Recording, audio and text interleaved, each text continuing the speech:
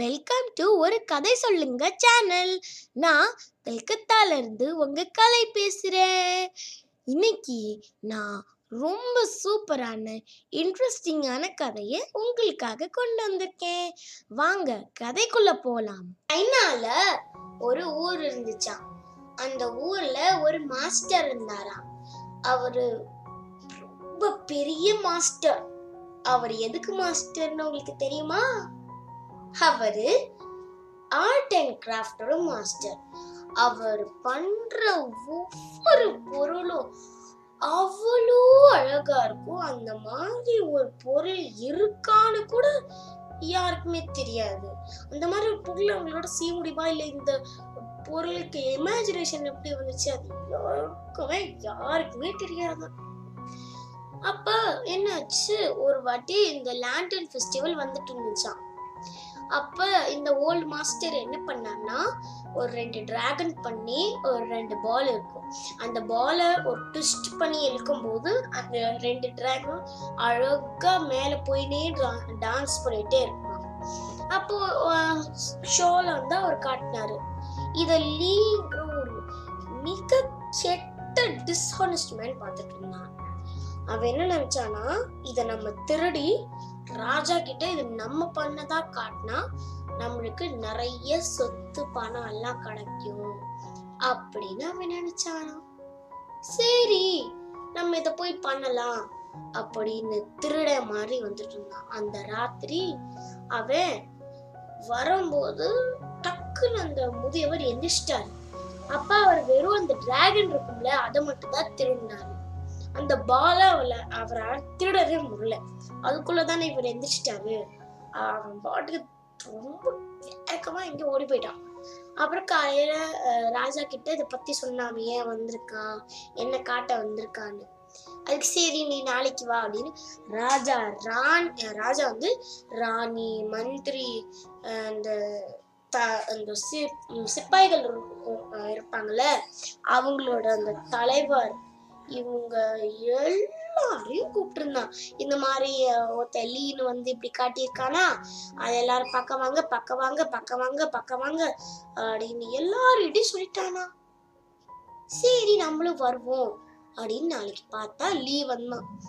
அவ்வளவு சந்தோஷப்பட்டு இருந்தான். நம்ம அது காட்டோட எவ்வளவு படத்தை கொட்ட போறாங்களே ராஜான்னு. அதுக்கு என்ன ஆச்சு, லீ வந்து வந்தான். வந்துட்டு அவன் என்ன நினைச்சான், ஆக்சுவலி இந்த வரதுக்கு முன்னாடி அவன் என்ன நினைச்சானா, பால் நம்மள்கிட்ட இல்லைல்ல, அந்த பால் மாதிரி சேம் டு சேம் பால் நம்ம பண்ணுவோம் அப்படின்னு ஒரு 2 பால் சேம் பண்ணான். அப்புறம் அவன் பார்த்ததுனால அந்த ஷோல காட்டியிருந்தாங்களே எப்படி ட்விஸ்ட் பண்ணி அதை பறக்க வச்சு அதை ஆட வச்சான்னு, அந்த இதை வந்து அவன் அப்படியே ட்விஸ்ட் பண்ணான். அப்ப எல்லாரும் ஆவலா எப்படி டான்ஸ் பண்ண போகுது அப்படின்னு. இப்ப நீங்க ஒரு மூவில வந்து இந்த சீன் உங்களுக்கு பிடிச்சிருந்துச்சுன்னா அந்த சீனை நம்ம திருப்பி பார்க்க போகுது, என்ன நடக்குது, அது நடக்க போகுதுன்னு ரொம்ப எக்ஸைட்டடா இருப்பீங்களே, அதே மாதிரிதான் அங்க எல்லாரும் பார்த்துட்டு இருந்தாங்க எக்ஸைட்டடா. அவன் என்னத்தான் ட்விஸ்ட் பண்ணாலும் அது டான்ஸ் பண்ணவே இல்லை.